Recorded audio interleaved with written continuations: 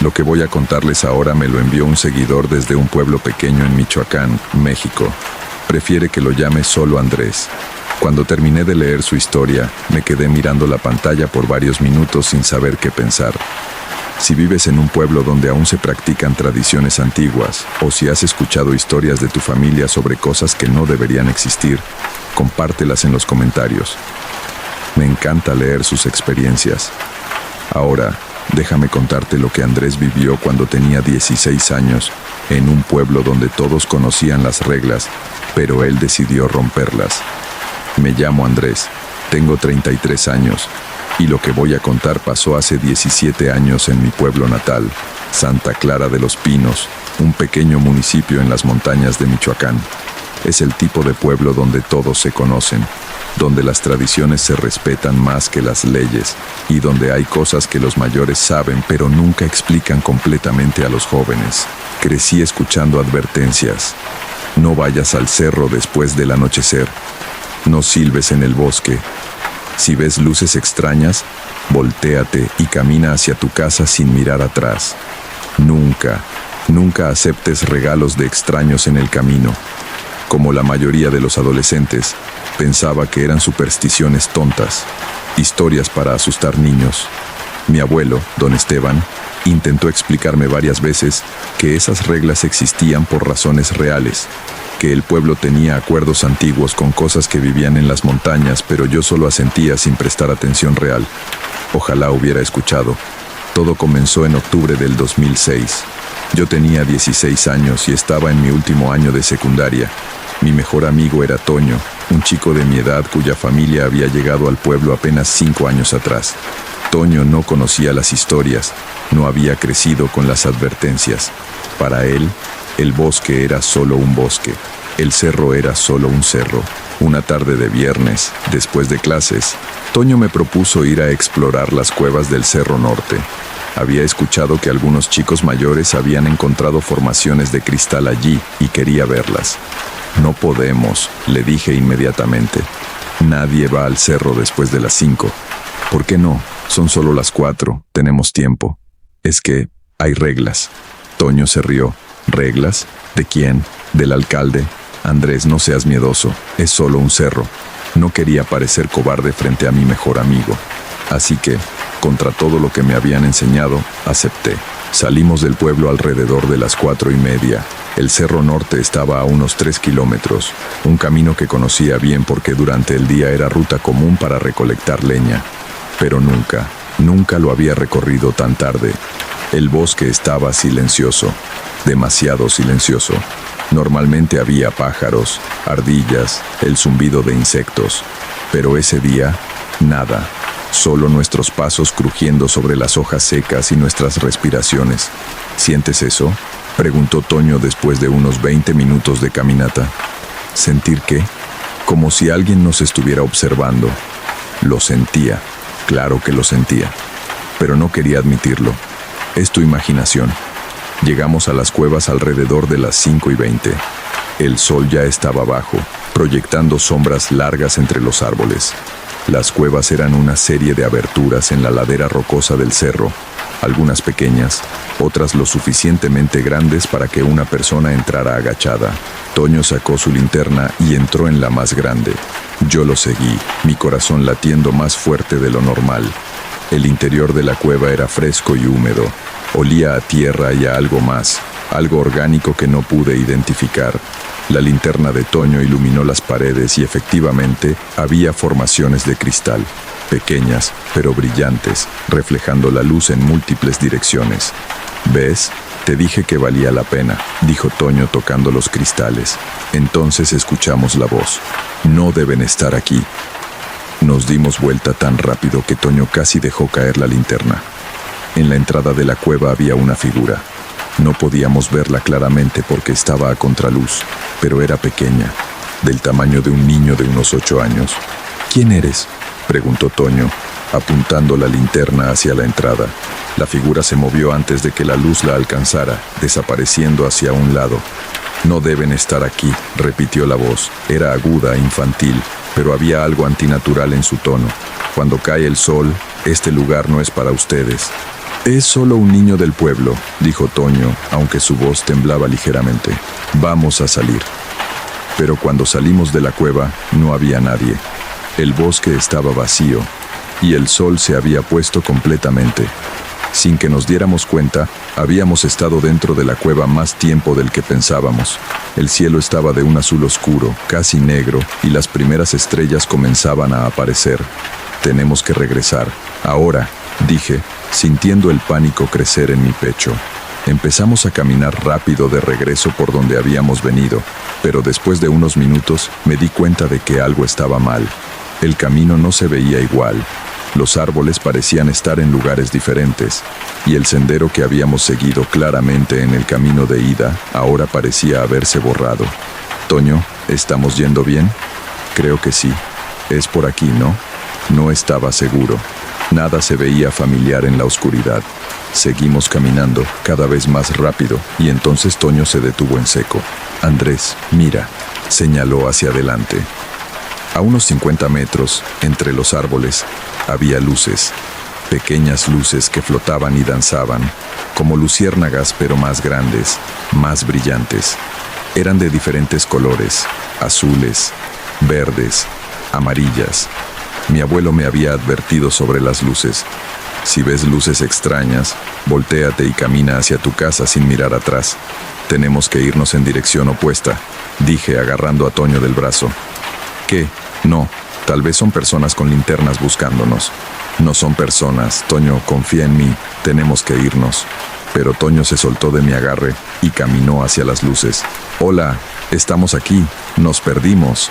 Las luces se detuvieron, y entonces, todas a la vez, empezaron a moverse hacia nosotros. Rápido, Toño gritó y corrió. Yo corrí tras él, mi corazón amenazando con salirse de mi pecho. Las luces nos perseguían, podía oírlas, un zumbido agudo que lastimaba los oídos. Corrimos sin dirección, solo alejándonos de esas luces. Ramas me arañaban la cara y los brazos, raíces trataban de hacer que tropezara. Escuchaba risas detrás de nosotros, risas infantiles, muchas voces riéndose a la vez. No sé cuánto tiempo corrimos, tal vez 5 minutos, tal vez 20.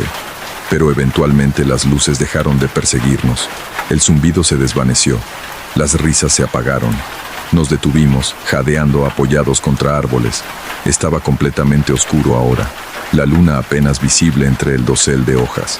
¿Qué fue eso?, logró decir Toño. Te lo dije. Hay cosas en este bosque. No puede ser real. Tiene que haber una explicación. Antes de que pudiera responder, escuchamos pasos. Alguien caminaba entre los árboles, pasos pesados, lentos, deliberados, y entonces lo vimos. Era alto, muy alto, más de 2 metros fácilmente. Su silueta se recortaba contra el cielo nocturno. Llevaba lo que parecía un sombrero grande y ropas oscuras que colgaban de su cuerpo como harapos. Caminaba con un bastón que golpeaba el suelo con cada paso. Tap, tap, tap. Mi sangre se heló. Conocía esta figura. Todos en el pueblo conocíamos las historias. El hombre del sombrero, el que caminaba por el bosque después del anochecer, buscando a los que rompían las reglas. No se muevan, susurré. No hagan ruido. La figura se detuvo, giró su cabeza hacia nosotros. No podíamos verle la cara, solo la sombra del sombrero enorme. Pero sabíamos que nos había visto. Levantó una mano. Un dedo largo señaló hacia nosotros. Ustedes no pertenecen aquí, dijo. Su voz era profunda, resonante, como si viniera de dentro de la tierra misma. Han roto las reglas. Ahora deben pagar. Toño, presa del pánico, salió corriendo. Yo grité su nombre, pero él no se detuvo. La figura giró para seguirlo con la mirada, pero no se movió de su lugar. Corre todo lo que quieras, muchacho, dijo. En este bosque, todos los caminos llevan a mí. Entonces me miró directamente a mí. Tú sabes las reglas, te las enseñaron, pero elegiste romperlas. Lo siento, logré decir, mi voz apenas un susurro. No volverá a pasar, por favor, déjenos ir. ¿Disculpas? Las disculpas no pagan deudas. ¿Qué quiere? La figura se acercó un paso. Ahora podía olerlo. Tierra húmeda, hojas podridas y algo más. Algo como carne descompuesta. El bosque tiene hambre, siempre tiene hambre. Tu pueblo lo sabe, por eso existen las reglas, por eso hacen sus ofrendas cada luna nueva. Pero tú, con tu descuido, con tu arrogancia juvenil, has desbalanceado el acuerdo. ¿Qué acuerdo? El pacto hecho hace muchos años entre tu pueblo y los que habitamos aquí. Ustedes nos respetan, siguen las reglas, nos dan ofrendas, nosotros dejamos en paz al pueblo. Pero cuando alguien rompe las reglas, se acercó otro paso. Esa persona se convierte en la ofrenda. El terror me paralizó. Por favor, soy joven, cometí un error. Los jóvenes siempre cometen errores y siempre pagan por ellos. ¿Qué puedo hacer? Tiene que haber algo que pueda hacer. La figura se quedó en silencio por un momento. El bosque entero parecía contener la respiración. Hay una posibilidad, pero requiere sacrificio. Lo que sea. Cuidado con lo que prometes, muchacho. Las palabras tienen poder aquí. Tragué saliva. ¿Qué tengo que hacer?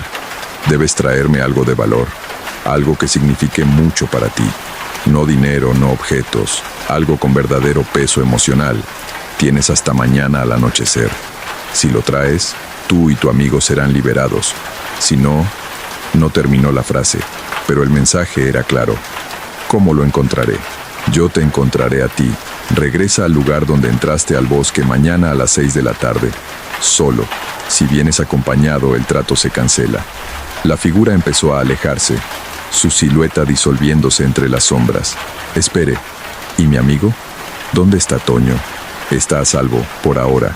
Encontrará su camino a casa esta noche. Pero recuerda, si fallas en traer la ofrenda, ambos pagarán el precio. Y entonces desapareció completamente, como si nunca hubiera estado allí. Me quedé temblando en la oscuridad durante varios minutos. Luego, no sé cómo, encontré un sendero iluminado por la luna que no había estado allí antes. Lo seguí, y media hora después, emergí del bosque justo en las afueras del pueblo. Corrí a casa. Mi familia estaba frenética, a punto de organizar una búsqueda. Les dije que me había perdido, pero que había encontrado el camino de vuelta. No mencioné nada más. Esa noche no dormí. Me quedé despierto pensando en qué podría ofrecer. Algo de valor emocional, algo que significara mucho para mí. A la mañana siguiente, Toño apareció en mi casa. Estaba pálido, con ojeras profundas. Me dijo que había aparecido en su casa alrededor de las 10 de la noche sin recordar cómo había llegado. Le conté sobre el trato. ¿Qué vas a llevar?, preguntó. Había pensado en ello toda la noche. Solo había una cosa que realmente cumplía con los requisitos. Mi guitarra. Era la guitarra de mi padre. Él había muerto cuando yo tenía 8 años. Y la guitarra era lo único que tenía de él. Me había enseñado a tocar. Pasábamos horas juntos, él enseñándome acordes, yo tratando de seguir el ritmo. Era mi posesión más preciada. La idea de perderla me partía el corazón. Pero era mi vida, y la de Toño, contra una guitarra. Esa tarde a las 5:30, tomé la guitarra y caminé hacia el bosque. Mi abuelo me detuvo en la puerta. ¿A dónde vas con esa guitarra? No podía mentirle. Rompí las reglas, abuelo. Anoche fui al cerro después del anochecer. Ahora tengo que pagar. Su rostro se puso pálido. ¿Lo viste? ¿Al hombre del sombrero? Asentí. Dios mío, Andrés. ¿Qué te pidió? Le conté todo. El abuelo cerró los ojos, su rostro mostrando una mezcla de preocupación y resignación. Esa guitarra era de tu padre. Lo sé. ¿Estás seguro de que quieres hacer esto? Tengo que hacerlo. Mi abuelo asintió lentamente. Entonces ve. Pero recuerda, cuando hagas la ofrenda, hazlo con respeto. Agradece lo que se te da a cambio. Y nunca, nunca vuelvas a romper las reglas. Llegué al borde del bosque exactamente a las 6. El sol estaba bajo en el horizonte, pintando el cielo de naranjas y rojos. Esperé, y entonces, como había prometido, él apareció. El hombre del sombrero emergió de entre los árboles tan alto e imponente como lo recordaba. Has venido, dijo, y trajiste una ofrenda. Extendí la guitarra con manos temblorosas. Era de mi padre. Es lo más importante que tengo. La figura tomó la guitarra con manos que parecían más garras que dedos. La examinó, pasando esas garras sobre las cuerdas produciendo un sonido escalofriante. Puedo sentir el amor en este instrumento. Años de memorias, risas, lágrimas, conexión entre padre e hijo. Me miró. Es una ofrenda adecuada. La guitarra desapareció de sus manos como si se hubiera disuelto en el aire. El trato está hecho. Tú y tu amigo son libres. La deuda está pagada. Sentí alivio mezclado con tristeza profunda. La guitarra se había ido. Mi última conexión física con mi padre. Pero escucha bien, muchacho, continuó el hombre del sombrero. Esta es tu única oportunidad.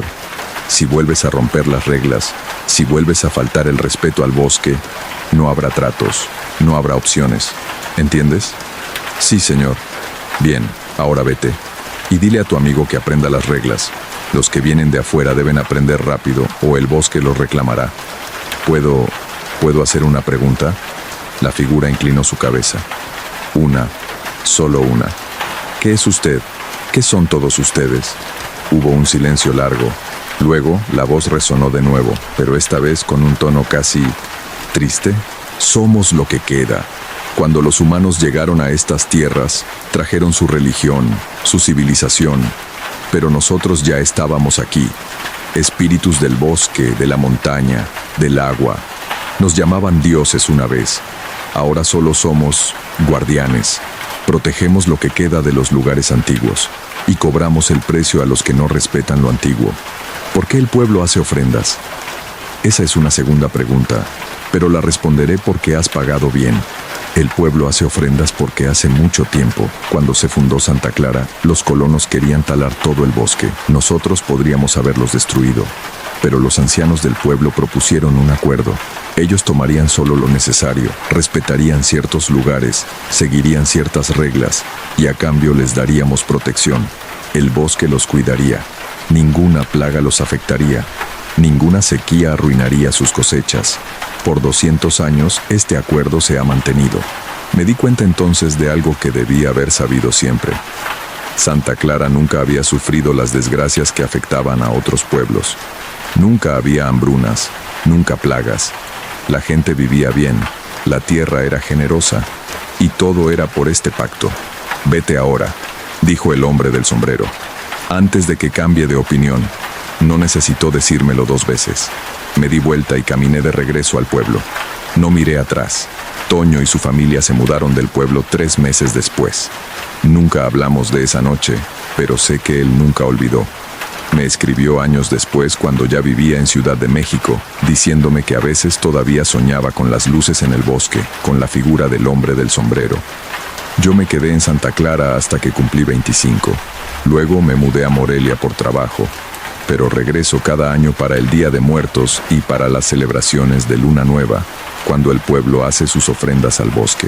Nunca he vuelto a romper las reglas. Nunca voy al cerro después del anochecer.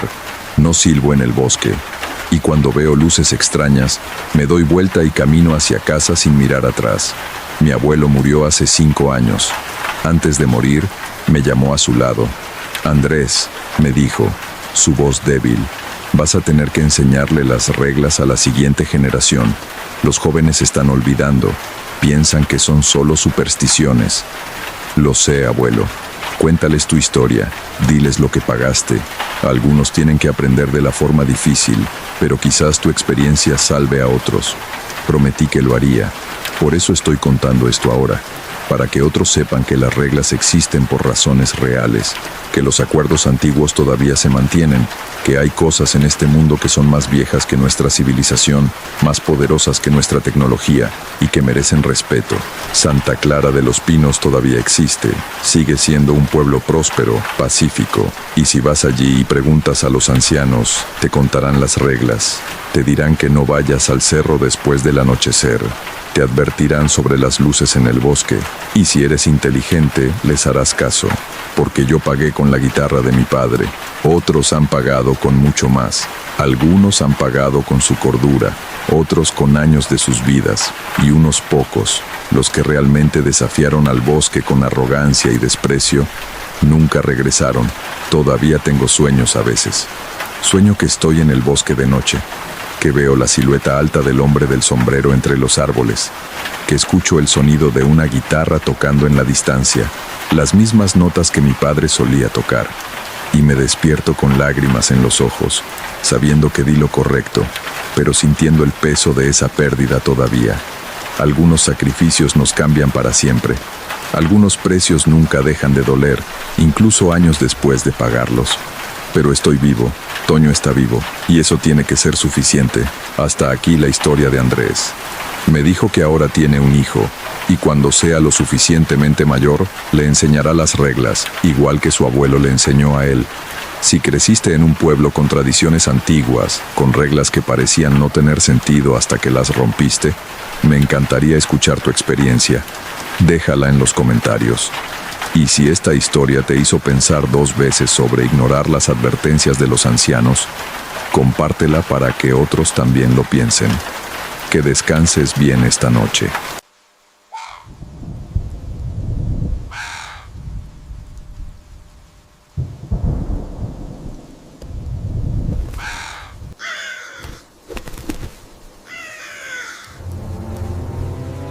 Un seguidor llamado Javier me contactó hace algunas semanas con una experiencia que dice cambió completamente su vida.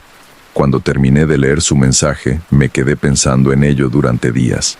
Si tienes algo similar que compartir, te invito a que me lo cuentes en los comentarios o me lo envíes directamente.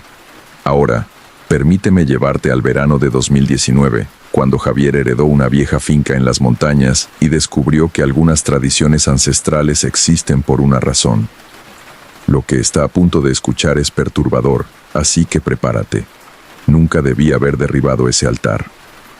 Pero en ese momento, parecía la decisión correcta, parecía lógica.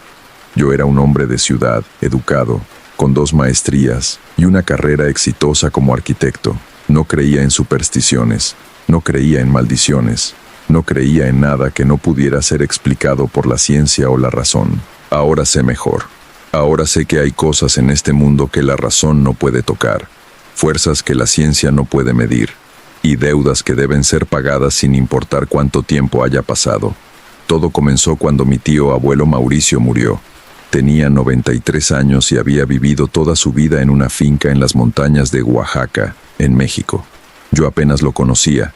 Tal vez lo había visto 3 veces en mi vida, siempre en reuniones familiares donde él se quedaba en un rincón, callado, observando a todos con esos ojos oscuros que parecían saber cosas que los demás no sabíamos.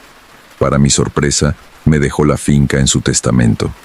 Era el único varón de la familia sin hijos, explicaba el documento, y por alguna razón consideraba que yo era el indicado para heredar la propiedad. Mi madre me advirtió que rechazara la herencia. Esa finca tiene historia, Javier, me dijo por teléfono, su voz cargada de una preocupación que no entendía. Tu tío Mauricio vivió ahí solo durante 70 años. 70 años sin casarse, sin tener familia propia. Hay razones para eso. ¿Qué tipo de razones?, pregunté, medio divertido. Hubo un silencio largo. Cosas de las que no se habla. Cosas que tu tío entendía y respetaba. Si aceptas esa propiedad, prométeme que no cambiarás nada. Especialmente el altar. ¿Qué altar? Lo sabrás cuando lo veas. Prométemelo, Javier. Le prometí, aunque no tenía ni idea de qué estaba hablando. Pensé que eran solo supersticiones de pueblo, historias viejas sin fundamento. ¿Cómo me equivoqué? Viajé a Oaxaca en julio. La finca estaba a 3 horas de la ciudad más cercana, al final de un camino de terracería que serpenteaba entre montañas cubiertas de pinos y robles. Era un lugar hermoso, debo admitir. 50 hectáreas de tierra fértil con un río que la atravesaba, rodeada de bosque virgen que se extendía hasta donde alcanzaba la vista. La casa principal era una construcción colonial de 2 pisos con paredes gruesas de adobe y un techo de tejas rojas. Había sido bien mantenida, considerando la edad de mi tío abuelo.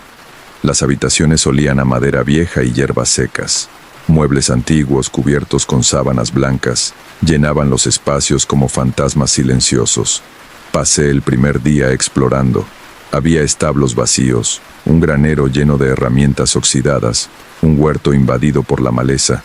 Todo hablaba de una época pasada, de una forma de vida que ya casi no existía. Vi potencial. Con algo de inversión, podría convertir esto en un hotel boutique. un retiro ecológico para turistas cansados de la ciudad. Ya estaba haciendo cálculos mentales sobre costos y ganancias. Encontré el altar al atardecer del segundo día. Estaba en un claro del bosque, a unos 200 metros detrás de la casa. Un sendero apenas visible entre los árboles conducía hasta él. Era una estructura extraña, una plataforma de piedra de aproximadamente 2 metros de altura, con escalones tallados que conducían a la cima. En la superficie superior había un pequeño altar hecho de piedras apiladas, ennegrecidas por el hollín de incontables fuegos. Alrededor del altar había objetos curiosos: velas consumidas hasta su base, platos con comida podrida, tortillas mohosas, frutas descompuestas, lo que parecían ser restos de carne, botellas vacías de mezcal, flores marchitas y muñecos. Decenas de pequeños muñecos hechos de tela y paja, algunos tan viejos que se deshacían al tacto. Había algo profundamente perturbador en ese lugar. A pesar del calor del verano, sentí frío al acercarme. Los pájaros no cantaban cerca del claro. El aire se sentía espeso, cargado de algo que no podía identificar, pero que hacía que mi piel se erizara. En la base de la plataforma, tallada en la piedra con letras casi borradas por el tiempo, había una inscripción en español antiguo. Me agaché para leerla. Aquí mora el guardián. Se alimenta de lo ofrecido. Se calma con la ofrenda. Quien rompa el pacto, pagará con sangre. Me reí nerviosamente. Era obviamente algún tipo de sitio ceremonial indígena, probablemente prehispánico. Mi tío abuelo, en su vejez y soledad, había mantenido viva alguna tradición ancestral, dejando ofrendas como lo habrían hecho sus antepasados. Era antropológicamente interesante, supongo, pero no era algo que yo fuera a continuar. La decisión de destruirlo vino de forma natural.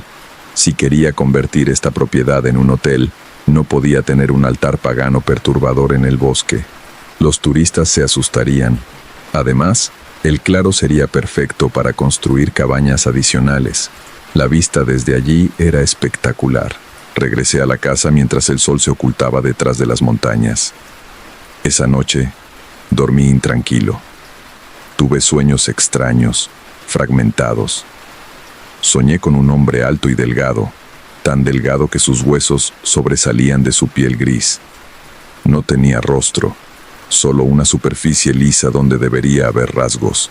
Estaba de pie en el claro, observándome, y aunque no tenía ojos, sabía que me veía. Sentía su mirada como un peso físico sobre mi pecho, aplastándome, sofocándome. Me desperté jadeando. Eran las 3:15 de la mañana. La casa estaba en silencio absoluto, un silencio tan profundo que podía escuchar mi propio corazón latiendo en mis oídos. Y entonces lo escuché, un sonido que venía del bosque, un golpeteo rítmico, como si alguien estuviera golpeando piedra contra piedra, fuerte, constante, insistente. Me levanté y fui a la ventana. La luna llena iluminaba el terreno con una luz plateada y enfermiza. Podía ver el sendero que conducía al claro, y en el sendero algo se movía. Era una figura, demasiado alta para ser humana, demasiado delgada. Se movía de forma extraña, con movimientos espasmódicos, como si sus articulaciones no funcionaran correctamente. Caminaba hacia el altar, y el sonido de golpeteo provenía de ella, de algo que arrastraba o golpeaba contra el suelo. Mi mente racional buscó explicaciones. Un animal, un ciervo, tal vez, o un oso, pero los ciervos no caminan en 2 patas, y los osos no tienen esa forma. La figura llegó al claro y desapareció entre los árboles. El golpeteo se detuvo. El silencio regresó, aún más opresivo que antes. No dormí el resto de la noche.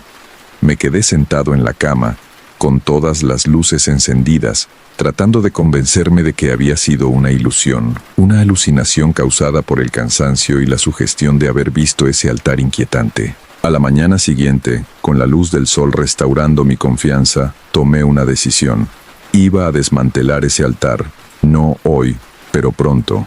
Primero necesitaba contratar a alguien que me ayudara. Algunas de esas piedras eran demasiado pesadas para moverlas solo. Fui al pueblo más cercano, un lugar pequeño llamado San Andrés del Monte, para buscar trabajadores. En la única cantina del pueblo Encontré a 3 hombres dispuestos a trabajar por un pago diario razonable. Les expliqué que necesitaba ayuda para limpiar parte del terreno, remover algunas estructuras viejas. ¿Qué tipo de estructuras?, preguntó uno de ellos, un hombre de mediana edad con manos callosas y rostro curtido por el sol. Un altar viejo, piedras apiladas en el bosque. Los 3 hombres se miraron entre sí. Algo pasó entre ellos, una comunicación silenciosa que no pude interpretar. No podemos ayudarte con eso, dijo finalmente el hombre. Les pagaré el doble. No es cuestión de dinero, señor. Es cuestión de respeto. Ese altar ha estado ahí más tiempo del que cualquiera puede recordar. Don Mauricio lo cuidaba, su padre antes que él, y su abuelo antes que eso. Hay razones. Son solo supersticiones, dije, comenzando a irritarme. Tal vez, respondió el hombre levantándose, pero hay supersticiones que existen porque la realidad detrás de ellas es demasiado terrible para explicar de otra forma. Buenos días, señor. Los 3 salieron de la cantina, dejándome solo con mi frustración. No importaba. Podía hacerlo yo mismo. Tal vez me tomaría más tiempo, pero era posible. Tenía herramientas en el granero, mazos, palancas, hachas. Solo necesitaba determinación. Comencé a trabajar esa misma tarde.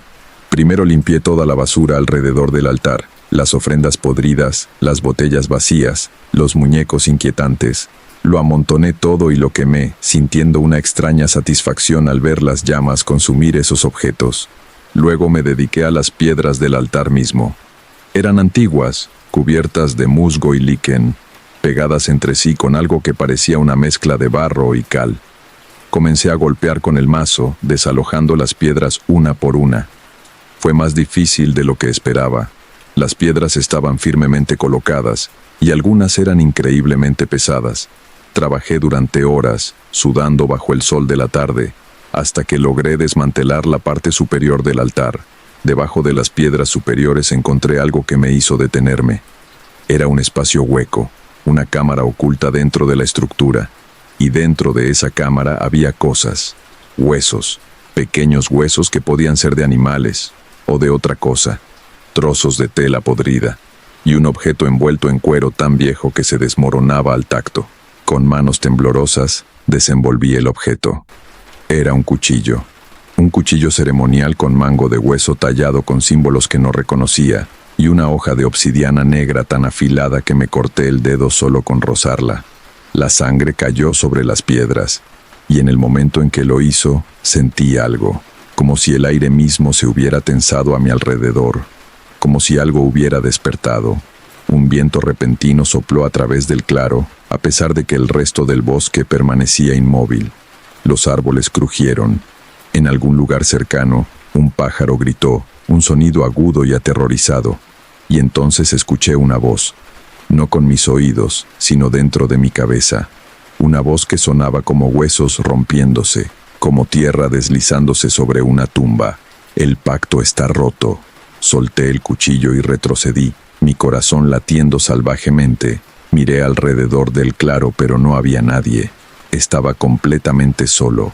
Has destruido lo que mantenía la paz. Has derramado sangre sin ofrenda. Has abierto la puerta.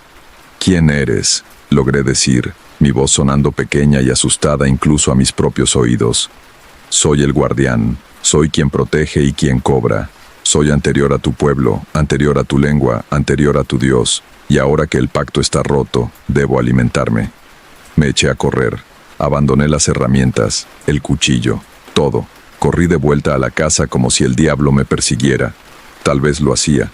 Esa noche las cosas empeoraron. Comenzó con sonidos, golpes en las paredes, arañazos en las ventanas, el sonido de pasos pesados en el techo, aunque la casa solo tenía 2 pisos y no había forma de que alguien estuviera arriba del techo. Los pasos iban y venían de un extremo al otro durante horas. Luego vinieron las visitas. A través de la ventana de mi habitación vi figuras moviéndose en el jardín. Eran altas y delgadas, con extremidades demasiado largas. Se movían en grupo, 7 u 8 de ellas, caminando en círculos alrededor de la casa. Sus cabezas se giraban hacia las ventanas mientras pasaban, y aunque estaba demasiado oscuro para ver sus rostros, sabía que me estaban mirando. Cerré las cortinas y me escondí bajo las mantas como un niño asustado. No servía de nada. Podía sentirlas allá afuera esperando. Al amanecer, las figuras se habían ido. Salí de la casa, desesperado por luz y aire fresco. El jardín estaba destrozado. Las flores habían sido arrancadas. El césped mostraba marcas extrañas, como si algo pesado hubiera sido arrastrado en círculos. Y en la puerta principal, tallado en la madera con algo afilado, había un mensaje: 7 días, 7 ofrendas, o 7 vidas. Mi primera reacción fue huir, empacar mis cosas y largarme, olvidarme de esta finca maldita y nunca volver. Pero algo me detuvo. Tal vez era orgullo, tal vez era terquedad, o tal vez en el fondo sabía que huir no serviría de nada. Esto no se trataba de un lugar, se trataba de mí. Yo había roto el pacto. Yo era el responsable. Conduje de vuelta a San Andrés del Monte. Necesitaba respuestas. Necesitaba entender qué demonios era el guardián y qué quería decir ese mensaje. Encontré al hombre de la cantina en su casa, una pequeña construcción de adobe en las afueras del pueblo. Cuando abrió la puerta y me vio, su expresión se tornó sombría. «Lo hiciste, ¿verdad? Destruiste el altar». No negué. «Necesito saber qué es. Necesito saber cómo detenerlo». Él suspiró y me invitó a pasar. Su esposa nos sirvió café mientras él me contaba la historia. El guardián era antiguo, más antiguo que los aztecas, más antiguo que cualquier civilización conocida. Era una entidad que había vivido en esas montañas desde tiempos inmemoriales, alimentándose de... Bueno, nadie estaba realmente seguro de qué se alimentaba. Vida, tal vez. Energía. Sangre. Los pueblos antiguos aprendieron a apaciguarlo. Construyeron el altar y establecieron un pacto. Ofrendas regulares a cambio de protección. Mientras se mantuvieran las ofrendas, el guardián protegía la tierra. Los cultivos crecían. Los animales prosperaban. Las enfermedades se mantenían a raya. Pero si las ofrendas se detenían, si el pacto se rompía, el guardián cobraría su deuda de otra forma. ¿Qué tipo de ofrendas?, pregunté, aunque parte de mí ya conocía la respuesta. Al principio, hace siglos, eran vidas, sacrificios humanos, pero con el tiempo, los antiguos aprendieron que podían satisfacerlo con sustitutos, animales, comida, sangre de cortes superficiales, siempre y cuando se mantuviera el ritmo, siempre y cuando se cumpliera la promesa. El mensaje dice 7 días, 7 ofrendas. El hombre asintió gravemente. Tienes que restaurar el altar.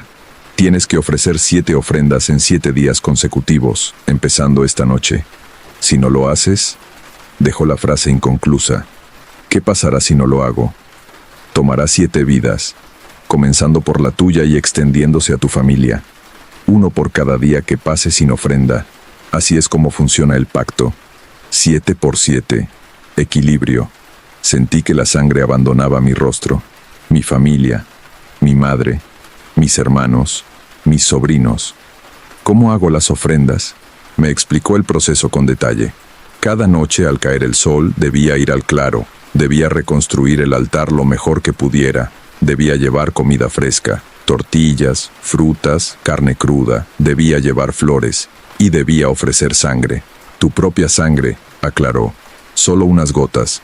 Corta tu palma con el cuchillo ceremonial, supongo que lo encontraste, y deja que la sangre caiga sobre las piedras. Mientras haces esto, debes prometer en voz alta que cumplirás el pacto, que mantendrás las ofrendas, que respetarás al guardián. ¿Y si lo hago? ¿Se detendrá? Si cumples las 7 ofrendas sin fallar ni una sola noche, el pacto se renovará. Pero tienes que entender, Javier, una vez que comienzas, no puedes parar. Nunca. Tendrás que hacer ofrendas cada semana por el resto de tu vida. Si te vas, si abandonas la tierra, si dejas de cumplir, el guardián vendrá por ti sin importar dónde estés. Era una prisión, una cadena que me ataría a esta finca por el resto de mi vida. Pero ¿qué opción tenía? Regresé a la finca con los materiales necesarios. Pasé las horas de luz reconstruyendo el altar, recolocando cada piedra con manos temblorosas. Limpié el área, barriendo los escombros que había creado. Coloqué el cuchillo ceremonial de vuelta en su lugar, envuelto en cuero nuevo que había comprado en el pueblo. Al caer el sol, hice mi primera ofrenda. Puse las tortillas frescas sobre el altar. Acomodé las frutas en un círculo. Coloqué la carne cruda en el centro. Encendí velas alrededor del perímetro. Y luego, con el cuchillo ceremonial, me corté la palma de la mano izquierda. El dolor fue agudo pero no insoportable. Cerré el puño dejando que la sangre goteara sobre las piedras. La sangre caía con un sonido suave, casi como lluvia. Prometo mantener el pacto, dije en voz alta, mi voz quebrándose ligeramente. Prometo respetar al guardián. Prometo hacer las ofrendas según se requiere. Acepto la responsabilidad de mis acciones. Por un momento, no pasó nada. El bosque permanecía silencioso. Luego, gradualmente, sentí que la presión en el aire disminuía, como si algo se hubiera relajado, satisfecho. Las velas parpadearon aunque no había viento, y tuve la sensación inequívoca de que algo invisible estaba ahí, observando, aceptando mi ofrenda. Vendé mi mano y regresé a la casa. Esa noche dormí sin pesadillas por primera vez en días. Los siguientes 6 días fueron iguales. Cada atardecer, hacía mi camino al claro. Cada noche, presentaba la ofrenda y derramaba mi sangre. Cada vez, sentía esa presencia invisible aceptando lo que ofrecía. En el 7º día, algo diferente sucedió. Cuando llegué al claro, había alguien, o algo, esperándome. Era la figura alta y delgada de mis pesadillas, de pie junto al altar.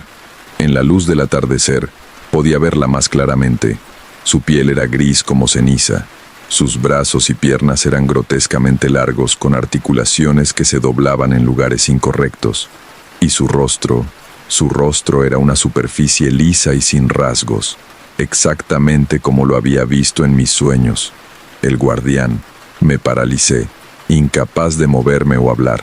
La criatura me observaba, si es que observar era la palabra correcta considerando que no tenía ojos. Luego, lentamente, levantó una de sus manos. Tenía dedos increíblemente largos que terminaban en garras curvadas. Señaló el altar. Luego me señaló a mí. El mensaje era claro. Completa la ofrenda final. Con manos temblorosas, coloqué la comida sobre el altar. Encendí las velas. Tomé el cuchillo y me corté la palma. La derecha esta vez, ya que la izquierda aún estaba sanando de los cortes anteriores. La sangre cayó sobre las piedras. El guardián se inclinó hacia adelante, acercando esa cara sin rostro a las gotas de sangre, y lo juro, vi cómo las gotas desaparecían, absorbidas por algo invisible. Cuando terminó de alimentarse, la criatura se enderezó. Levantó una mano y tocó mi frente con un dedo. El contacto fue helado, como tocar hielo seco. Y en ese momento, sentí algo entrando en mi mente. Conocimiento, comprensión, imágenes de siglos pasados, de generaciones de mi familia manteniendo este pacto, de las consecuencias terribles cuando alguien lo rompía. Vi pueblos enteros desaparecidos. Vi campos estériles donde antes había abundancia. Vi personas consumidas, sus vidas drenadas, sus cuerpos encontrados marchitos como plantas sin agua, y entendí. El guardián no era malévolo, era natural. Tan natural como un río que necesita lluvia, como un fuego que necesita combustible. Simplemente existía, y su existencia requería sustento. El pacto no era una maldición, era un acuerdo mutuamente beneficioso, protección a cambio de alimento. La criatura retiró su mano de mi frente. Luego, sin ningún sonido, simplemente dejó de estar ahí. No se desvaneció ni se alejó caminando. Simplemente se fue. El pacto estaba renovado y yo estaba atado a él para siempre. Eso fue hace 3 años. Todavía vivo en la finca. He abandonado mi carrera como arquitecto. Algunas de mis amistades piensan que estoy loco, que desperdicié mi potencial para vivir como ermitaño en las montañas. Mi familia me visita raramente, y cuando lo hacen, puedo ver la preocupación en sus ojos. Pero yo estoy bien, realmente lo estoy. He llegado a entender y, de forma extraña, respetar al guardián. Mantengo las ofrendas fielmente. Una vez a la semana, sin falta, voy al altar al caer el sol. Ya no necesito cortarme, un simple pinchazo en el dedo es suficiente. Es un ritual, un ritmo que se ha vuelto parte de mi vida. La tierra prospera. Mi pequeño huerto produce más de lo que puedo comer. Los animales son abundantes. Me he vuelto autosuficiente de formas que nunca creí posibles. Y por las noches, cuando camino por el bosque, a veces veo al guardián a la distancia, observando, protegiendo. Ya no le tengo miedo. Hemos llegado a un entendimiento, él y yo. Yo cumplo mi parte del pacto y él cumple la suya. Es un intercambio justo. Pero siempre me pregunto, ¿cuántas otras tierras, cuántos otros lugares en el mundo mantienen pactos similares? ¿Cuántos de nosotros, sin saberlo, vivimos bajo protecciones antiguas compradas con ofrendas que alguien más hace en nuestro nombre? Y me pregunto qué pasará cuando ya no pueda mantener las ofrendas, cuando sea demasiado viejo, cuando muera. ¿Quién tomará mi lugar? ¿Quién heredará este deber? Por ahora no tengo respuestas. Solo sé que cada semana, cuando el sol comienza a ocultarse detrás de las montañas, tomo mi canasta con ofrendas y camino hacia el claro en el bosque. Y que mientras lo haga, mientras mantenga la promesa, estaré seguro. El pacto protege, el pacto exige, el pacto permanece. Y yo soy su guardián tanto como el guardián es el mío. Esa es la historia que Javier me envió. Dice que sigue viviendo en esa finca, cumpliendo el pacto semana tras semana. A veces me envía actualizaciones, contándome sobre su vida allí. Si alguna vez has sentido que hay lugares con sus propias reglas, sus propias leyes que no entendemos, compártelo en los comentarios. Me fascina saber qué experiencias han tenido. Y si este tipo de historias te interesan, suscríbete al canal para escuchar más cada semana. A veces, los pactos antiguos siguen vigentes por buenas razones. Cuídate esta noche y nos escuchamos pronto.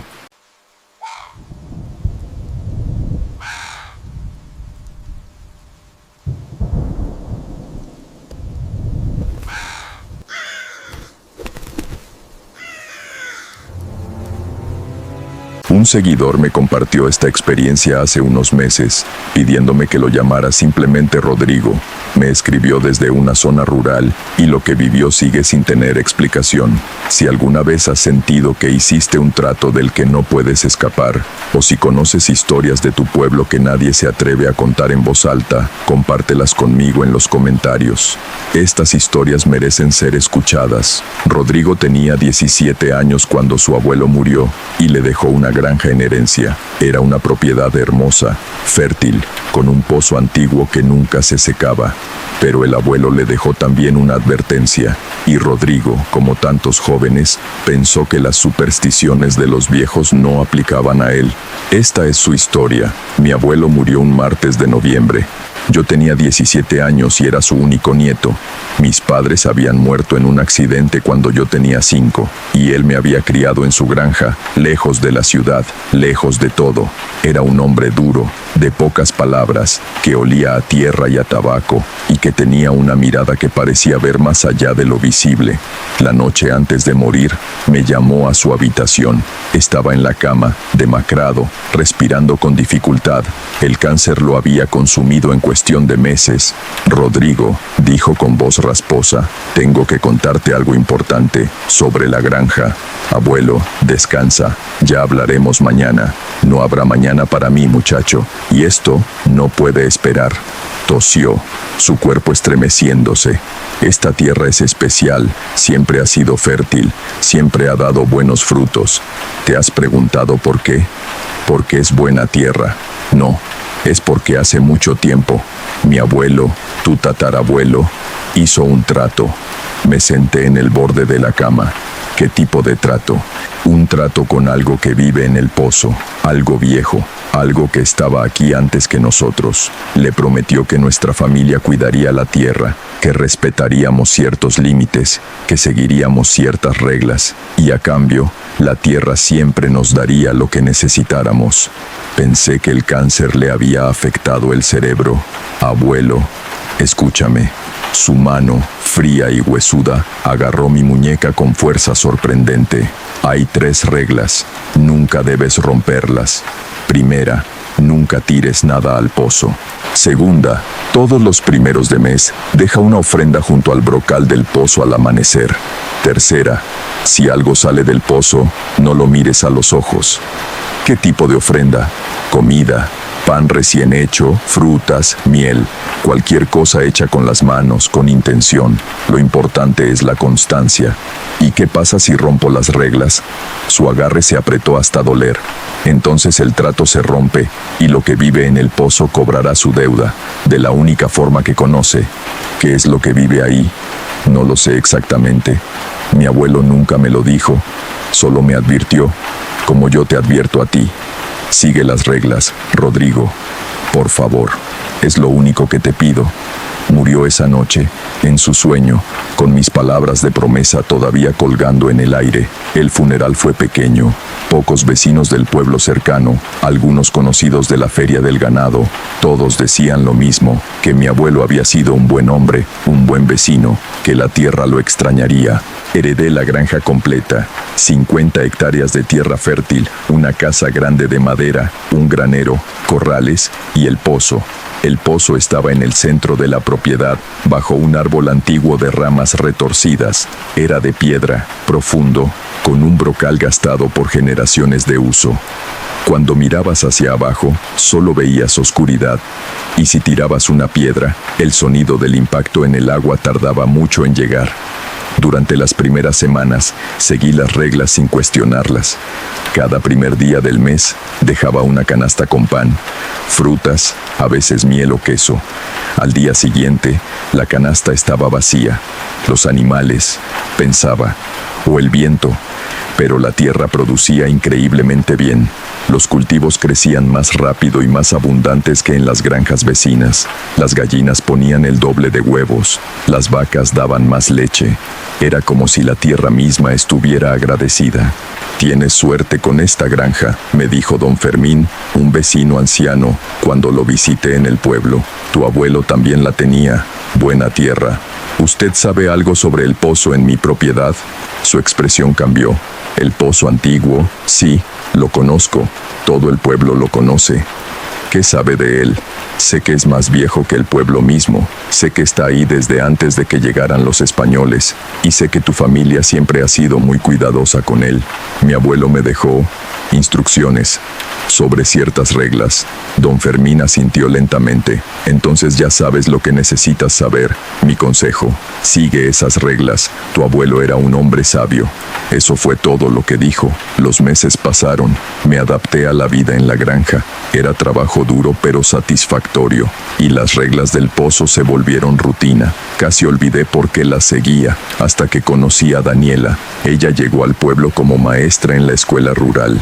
Tenía mi edad, recién graduada de la universidad en la ciudad, llena de ideas modernas y escepticismo hacia las supersticiones rurales. Nos hicimos amigos, luego algo más.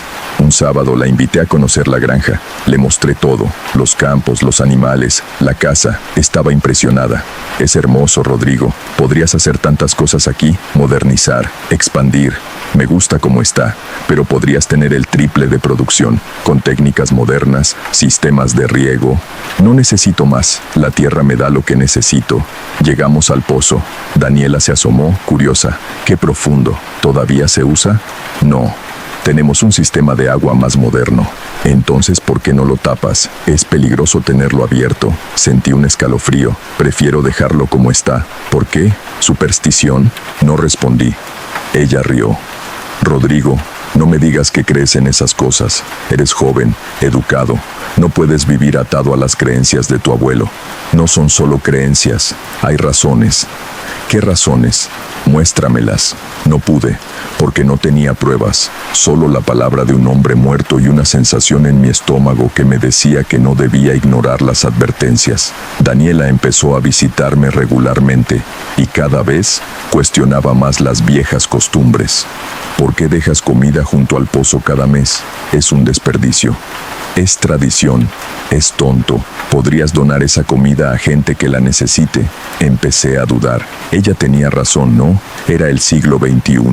¿Qué sentido tenía seguir rituales sin fundamento? Entonces llegó diciembre. El 1 de diciembre, específicamente. Me desperté tarde. Daniela se había quedado a dormir y la mañana se nos fue en conversaciones y planes. Cuando recordé la ofrenda, ya era mediodía.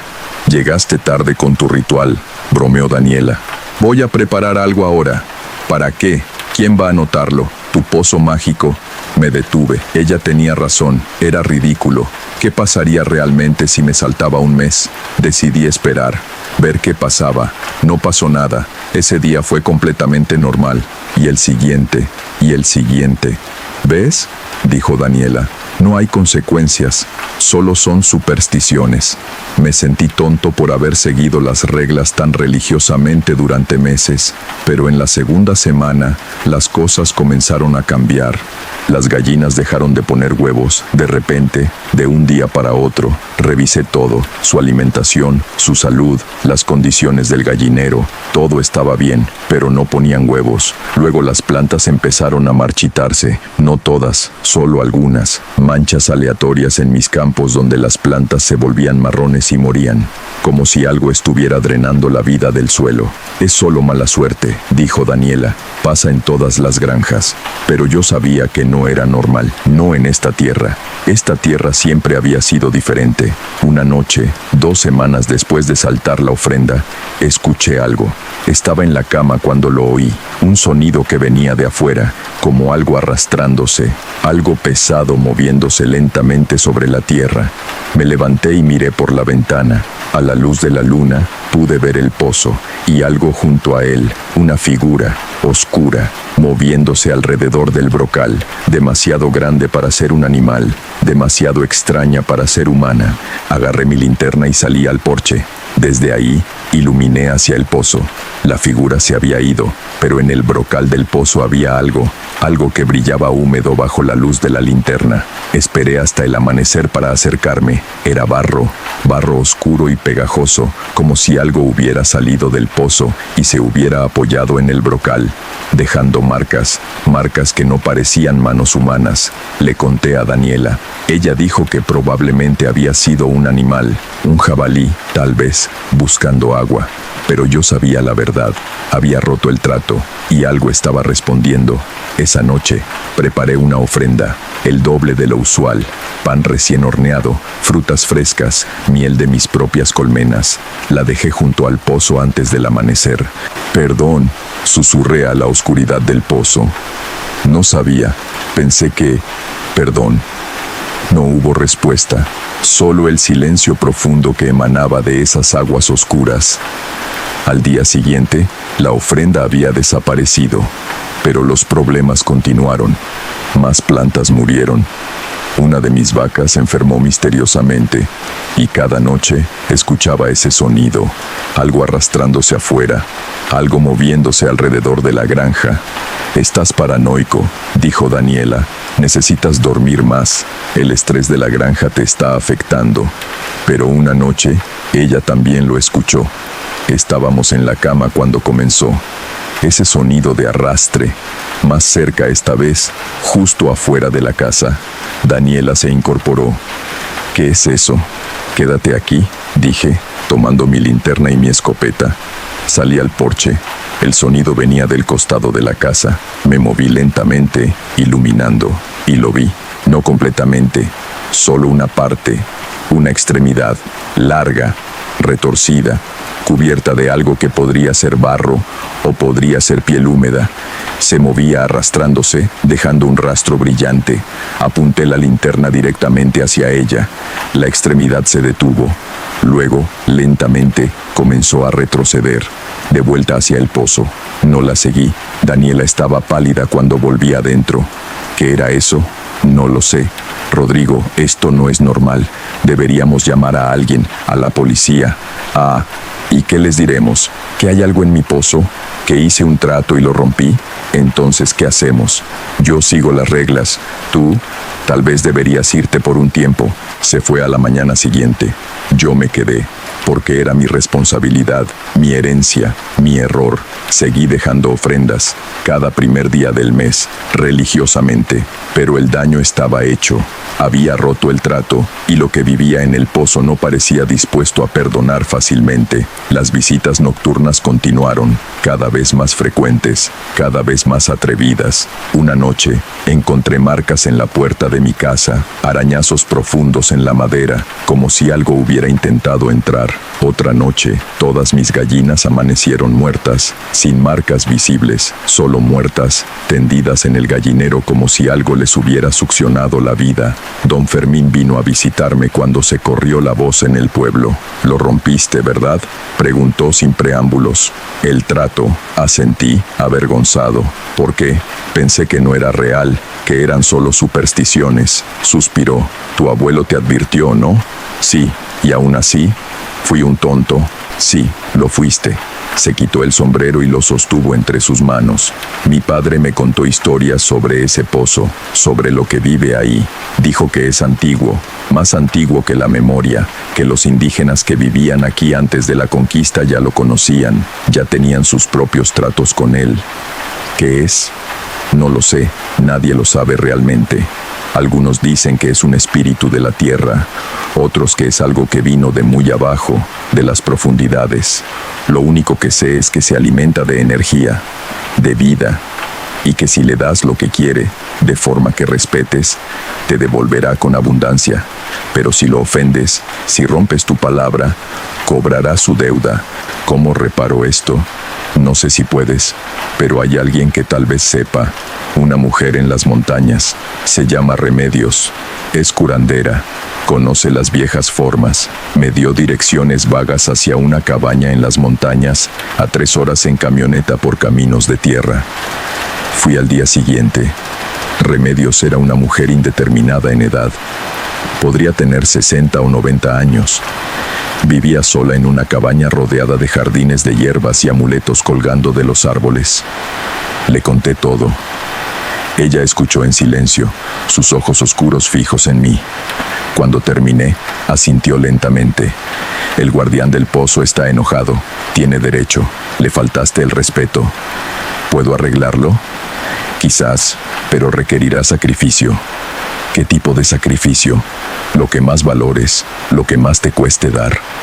Pensé en Daniela, en mi vida anterior en el pueblo, en mis planes de futuro. «¿Y si no lo hago?». «Entonces el guardián tomará lo que quiera, tu cosecha, tus animales, y eventualmente tu vida, o algo peor». «¿Qué es peor que mi vida?». «Tu alma, tu lugar en este mundo. Hay cosas que son peores que la muerte, muchacho». Me dio instrucciones específicas, un ritual que debía hacer en la próxima luna nueva. Requería preparativos específicos, palabras específicas y una ofrenda final. «Cuando llegue el momento», dijo, «sabrás qué ofrecer. El guardián te lo mostrará». Volví a la granja con un peso en el pecho. Los días hasta la luna nueva fueron los más largos de mi vida. Las visitas nocturnas empeoraron. Ya no solo escuchaba el arrastre, ahora lo veía. Destellos de algo moviéndose en las sombras, algo que nunca se mostraba completamente pero que estaba siempre presente. Y los sueños. Cada noche soñaba con el pozo, con descender a su oscuridad, con llegar al fondo y encontrar algo esperándome. Algo que había estado ahí durante milenios, paciente, hambriento. La noche de la luna nueva llegó. Seguí las instrucciones de Remedios al pie de la letra. Preparé el círculo alrededor del pozo. Encendí las velas en las posiciones correctas. Quemé las hierbas que ella me había dado. Y esperé. A medianoche, algo comenzó a moverse en el pozo. El agua, que siempre había estado quieta y oscura, empezó a agitarse. Burbujas subiendo. Un sonido como de algo grande moviéndose en las profundidades. Luego, lentamente, algo comenzó a emerger. Recordé la tercera regla. Si algo sale del pozo, no lo mires a los ojos. Mantuve mi mirada baja mientras la cosa subía. Podía ver su sombra proyectada por las velas. Era grande, demasiado grande para haber cabido en el pozo. Desafiaba las dimensiones físicas. ¿Por qué me has convocado? La voz no venía de ninguna dirección específica. Era profunda, resonante, como si la tierra misma estuviera hablando, para pedir perdón, para reparar lo que rompí. Rompiste un pacto de generaciones. ¿Cómo piensas reparar eso? Con lo que más valoro. Muéstrame. Y en ese momento supe lo que tenía que ofrecer. No era Daniela, aunque la amaba. No era mi vida, aunque la valoraba. Era algo más profundo. Era mi futuro, mi elección, mi libertad. Tenía que comprometerme, no solo a seguir las reglas, sino a quedarme, a nunca irme, a ser el guardián de este lugar como lo había sido mi abuelo y su abuelo antes que él, a cambiar mi vida en la ciudad, mis sueños de algo más, por esta tierra y este trato. Me quedo, dije en voz alta, renuncio a cualquier otro futuro. Esta granja es mi vida, hasta que muera y pase la responsabilidad a quien venga después. El silencio que siguió fue absoluto. Luego sentí algo, un peso, como si algo inmaterial se hubiera asentado sobre mis hombros, un yugo invisible pero real. El pacto se renueva, dijo la voz. Tu sacrificio es aceptado. Cuando levanté la mirada, la cosa ya no estaba. El pozo estaba quieto nuevamente, pero yo sabía que algo había cambiado en mí, de forma permanente. A la mañana siguiente, la granja estaba de vuelta a la normalidad. Las plantas revivieron, los animales recuperaron su salud, la tierra volvió a ser fértil. Daniela vino a visitarme una semana después. He estado pensando, dijo, sobre nosotros, sobre el futuro. Creo que deberías vender esta granja y mudarte al pueblo conmigo. Podríamos empezar una vida juntos, lejos de aquí. La miré con tristeza. No puedo. ¿Por qué no? Porque este es mi lugar. Aquí es donde debo estar. Eso es ridículo, Rodrigo. No estás atado a... Sí lo estoy, más de lo que puedes entender. Ella se fue enojada. No volvió. Eso fue hace 5 años. Todavía vivo en la granja, solo. Sigo las reglas religiosamente. Cada primer día del mes, sin falta. Nunca tiro nada al pozo. Y nunca miro a los ojos a lo que a veces veo moviéndose en las sombras. La tierra me da lo que necesito. Más que eso, prospero de formas que otras granjas no pueden. La gente del pueblo viene a comprar mis productos porque son los mejores de la región. Y yo les vendo, les sonrío, les hago conversación. Pero por dentro, sé la verdad, soy un prisionero. No de barrotes ni cadenas, sino de un pacto más antiguo que la memoria. Un trato que mi tatarabuelo hizo y que ahora es mío. Y algún día, cuando sea viejo y esté muriendo, tendré que pasarlo a alguien más. A un hijo que no tengo. A un familiar que no existe. O quizás el guardián mismo elegirá. No lo sé. Lo único que sé es que el pozo espera. Siempre espera. Paciente. Eterno. Hambriento. Y yo alimento su hambre. Un mes a la vez. Un sacrificio a la vez. Para siempre. Así termina la historia que Rodrigo me confió. Todavía vive en esa granja. Solo. Manteniendo el pacto que no puede romper. A veces me escribe. Siempre desde el mismo lugar. Nunca viajando más allá de los límites de su propiedad. Si alguna vez has hecho una promesa que no puedes deshacer, o si conoces lugares donde la tierra exige más que trabajo, compártelo en los comentarios. Nos vemos en la próxima historia, y que descanses bien.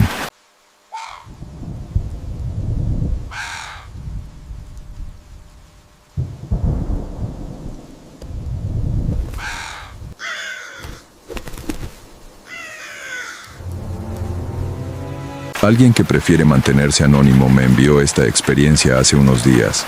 Dice que nunca la había compartido con nadie por miedo a que lo consideren loco, pero que necesita sacarlo de su pecho.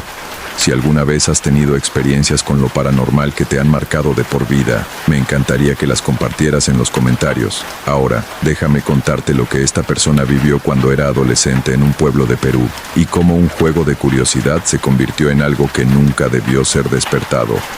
Hay cosas que no deberían ser invocadas, cosas que existen en los márgenes de nuestra realidad, esperando pacientemente una grieta por la cual entrar.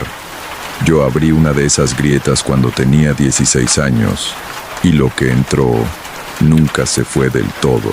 Crecí en Cajamarca, un pueblo en la Sierra Norte de Perú. Era un lugar tranquilo, conservador, donde las tradiciones antiguas aún se mezclaban con la vida moderna.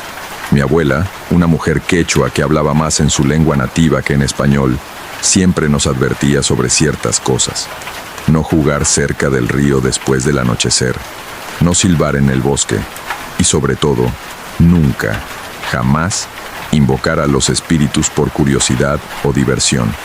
Los espíritus no son juguetes, decía, sus ojos oscuros serios y penetrantes. Una vez que los llamas, debes ofrecerles algo, y si no tienes nada que dar, tomarán lo que quieran. Yo era joven y escéptico. Pensaba que eran solo supersticiones de viejos, historias para asustar a los niños. No creía en espíritus, ni en magia, ni en nada que no pudiera ser explicado por la ciencia.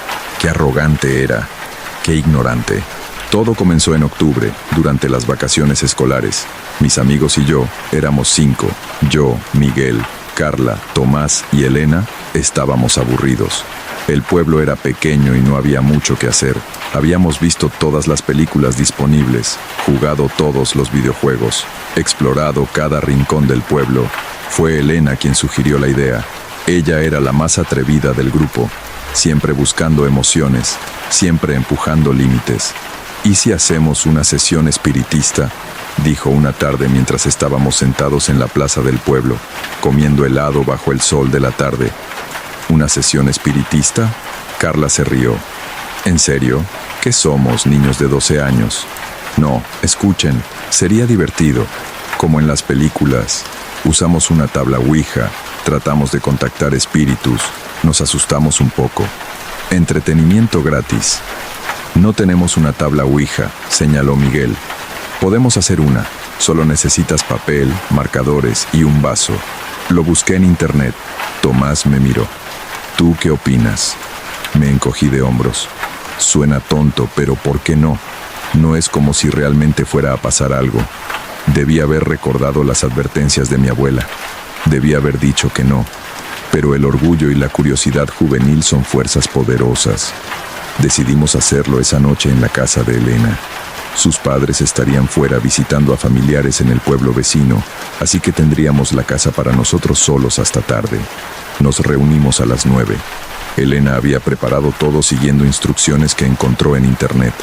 Una cartulina grande con las letras del alfabeto dispuestas en círculo, los números del 0 al 9 y las palabras sí y no en esquinas opuestas. En el centro había colocado un vaso de vidrio volteado. ¿De verdad vamos a hacer esto?, preguntó Carla, mirando la improvisada tabla con escepticismo. Vamos, será divertido, insistió Elena. Además, no va a pasar nada, es solo un juego. Nos sentamos alrededor de la mesa en la sala de Elena. Ella apagó las luces, dejando solo una vela encendida en el centro. Las sombras bailaban en las paredes, creando formas que parecían moverse con vida propia. Bien, dijo Elena, su voz tomando un tono ceremonioso. Todos ponen un dedo sobre el vaso. Suavemente, no lo empujen. Colocamos nuestros dedos índices sobre el vaso. Se sentía frío al tacto, más frío de lo que debería. Espíritus del más allá, comenzó Elena, claramente disfrutando el teatro de todo esto. Los invocamos. Si hay alguien aquí con nosotros, denos una señal. Muévanse entre nosotros. Háblenos. Silencio. El vaso no se movió. Esperamos, nuestros dedos sobre el vidrio frío, la vela parpadeando suavemente. Esto es ridículo, murmuró Tomás después de un minuto. Dale tiempo, dijo Elena. Espíritus, si están aquí, por favor, muévanse. Queremos hablar con ustedes. Más silencio. Miguel empezó a reírse nerviosamente. Les dije que no iba a... El vaso se movió. No fue un movimiento grande. Solo un deslizamiento pequeño, quizás 1 centímetro, pero todos lo sentimos. Todos nos miramos, nuestras expresiones pasando de aburrimiento a sorpresa. ¿Quién lo empujó?, acusó Carla. Yo no fui, dijimos todos casi al unísono. Debe haber sido uno de nosotros, dije, aunque mi voz no sonaba tan segura como quería. El vaso se movió porque alguien lo empujó sin querer. Hagámoslo de nuevo, dijo Elena, sus ojos brillando con emoción. Espíritus, ¿están aquí con nosotros? El vaso se movió de nuevo. esta vez más deliberadamente, deslizándose a través de la cartulina hasta detenerse sobre la palabra sí. El silencio que siguió fue absoluto. Incluso la respiración parecía haberse detenido. Nos miramos unos a otros, buscando al culpable, al bromista, pero todos se veían genuinamente sorprendidos, asustados incluso. «Pregúntale algo», susurró Miguel. Elena tragó saliva. «¿Quién eres?» El vaso comenzó a moverse. Lentamente al principio, luego con más seguridad, deslizándose de letra en letra. Deletreaba algo. T-U-C-U-N-A. Tucuna, leyó Carla. «¿Qué significa eso?» «Es quechua», dije, sintiendo un escalofrío recorrer mi espalda. «Significa el que espera, o el que observa, algo así». «¿Eres un espíritu bueno?», preguntó Elena, su voz ahora menos segura que antes. El vaso se movió hacia «no». Eso debió haber sido suficiente. Debimos haber detenido el juego ahí mismo, agradecer por la experiencia aterradora pero emocionante y seguir con nuestras vidas. Pero los adolescentes somos tontos, y la curiosidad puede ser más fuerte que el miedo. «¿Qué quieres?», preguntó Tomás. El vaso deletreó S-A-L-I-R. «¿Salir de dónde?», murmuró Carla. Antes de que pudiéramos hacer otra pregunta, la vela se apagó. La oscuridad nos envolvió completamente. Hubo un momento de silencio absoluto y luego todos comenzamos a hablar a la vez, pánico en nuestras voces. «Enciendan la luz. ¿Dónde está el interruptor? No puedo ver nada». Elena encontró el interruptor y las luces se encendieron. Todos estábamos de pie, alejados de la mesa. El vaso estaba en el suelo, hecho pedazos. La cartulina estaba arrugada, como si alguien la hubiera apretado con fuerza. «¿Quién hizo eso?», preguntó Elena, su voz temblando. «Nadie», dije. Cuando la vela se apagó, todos nos levantamos. Nadie tocó el vaso. «Tal vez se cayó solo», sugirió Miguel, aunque no sonaba convencido. «Los vasos no se rompen solos», dijo Carla. «Y esa cartulina estaba plana hace un segundo». Decidimos terminar ahí la noche. Todos estábamos nerviosos, aunque tratábamos de disimularlo con bromas y racionalización. Seguramente uno de nosotros había empujado las cosas sin darse cuenta, o había sido el viento, o algo completamente normal y explicable. Pero en el fondo, todos sabíamos que algo había cambiado. Habíamos abierto una puerta, y no estábamos seguros de haberla cerrado. Los siguientes días fueron extraños. Pequeñas cosas al principio, cosas que podían ser ignoradas o explicadas. Miguel reportó que su perro, que normalmente era amigable y calmado, se había vuelto agresivo y nervioso, ladrando a las esquinas vacías de las habitaciones y negándose a entrar a ciertos espacios de la casa.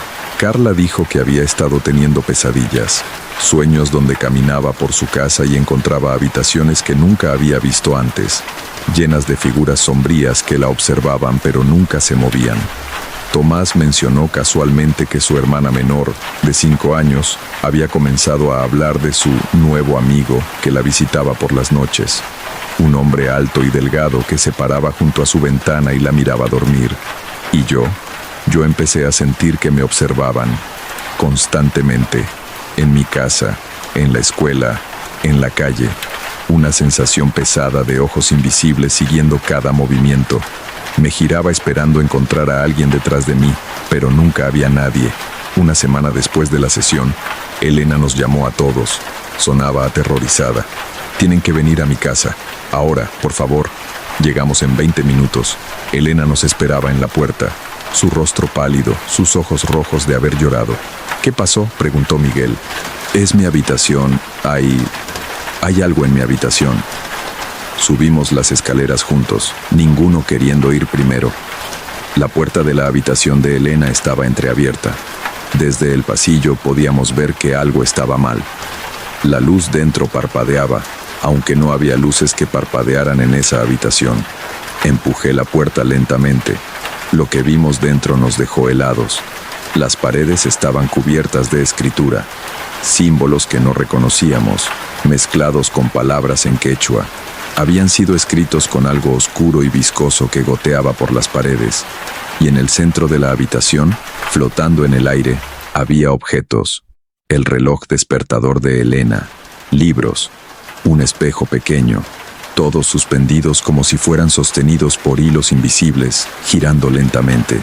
¡Qué demonios!, susurró Tomás. Y entonces escuchamos la voz. No venía de ningún lugar específico. Parecía emanar de las paredes mismas, o tal vez de dentro de nuestras propias cabezas. Abrieron la puerta. Ahora debo tomar. Los objetos flotantes cayeron al suelo de golpe. La escritura en las paredes comenzó a gotear más rápido, las palabras cambiando, reorganizándose. Debemos cerrar esto, dije, mi voz temblorosa. Lo que sea que hicimos, lo que sea que abrimos, tenemos que cerrarlo. ¿Cómo?, preguntó Elena, lágrimas corriendo por su rostro. No sabemos lo que hicimos, solo jugamos con una estúpida tabla casera.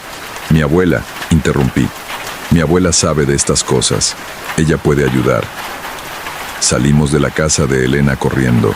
El sol se estaba poniendo, tiñendo el cielo de rojo sangre. En el camino a casa de mi abuela, Carla gritó de repente: «¡Miren!», señalaba hacia una ventana de una casa que pasábamos. En la ventana, claramente visible, había una figura, alta, delgada, con extremidades demasiado largas. No tenía rasgos faciales claros, solo una superficie oscura donde debería estar el rostro, y nos estaba mirando, nos estaba siguiendo. Corrimos más rápido. Mi abuela vivía en las afueras del pueblo, en una casa pequeña rodeada de jardines llenos de hierbas que usaba para sus remedios tradicionales. Cuando llegamos, jadeando y aterrorizados, ella nos esperaba en la puerta, como si supiera que vendríamos. «Hicieron algo tonto, ¿verdad?», dijo sin preámbulo. «Abuela, necesitamos ayuda», dije. «Hicimos una sesión espiritista y ahora invocaron algo». No era una pregunta. Puedo sentirlo en ustedes, como una mancha, como humo negro aferrado a sus almas. Nos hizo entrar. Su casa olía a hierbas secas y humo de copal. Nos sentó en su sala pequeña y nos hizo contar todo. Cuando terminamos, ella negó con la cabeza lentamente. «Tucuna», dijo pensativamente, «el que espera en la oscuridad es antiguo, más antiguo que el pueblo, más antiguo que las montañas, algunos dicen. Es un espíritu hambriento que existe en el espacio entre los mundos. Normalmente no puede entrar a nuestro mundo, pero cuando se abre una puerta, como hicieron ustedes con su juego, puede deslizarse a través». «¿Qué quiere?», preguntó Miguel. «Sustento, energía, vidas eventualmente. Se alimenta del miedo, de la desesperación. Cuanto más aterrorizada está una persona, más sabrosa es su energía. Y una vez que ha marcado a alguien, no se va fácilmente». «¿Cómo lo detenemos?», preguntó Elena. Mi abuela consideró esto durante un largo momento. «Hay formas, rituales que pueden cerrar la puerta que abrieron, pero son peligrosos y requieren que todos participen. Todos los que estuvieron en esa sesión deben estar presentes para el ritual de cierre». Todos asentimos inmediatamente. Haríamos lo que fuera necesario. «Bien, pero deben entender, esto no es un juego, no es entretenimiento, es real. Y si algo sale mal, bueno, hay destinos peores que la muerte». Pasamos las siguientes horas preparándonos. Mi abuela nos instruyó cuidadosamente sobre qué hacer, qué decir, cómo protegernos. Nos dio amuletos hechos de hierbas y piedras atadas con hilo rojo. Nos hizo beber una infusión amarga que dijo fortalecería nuestros espíritus contra la influencia del tucuna. El ritual debía realizarse a medianoche, en el mismo lugar donde habíamos hecho la sesión original, la casa de Elena. Cuando llegamos, la casa se sentía diferente, más fría, más oscura, como si las sombras fueran más densas, más sustanciales. Podíamos sentir la presencia del tucuna, observándonos, esperando.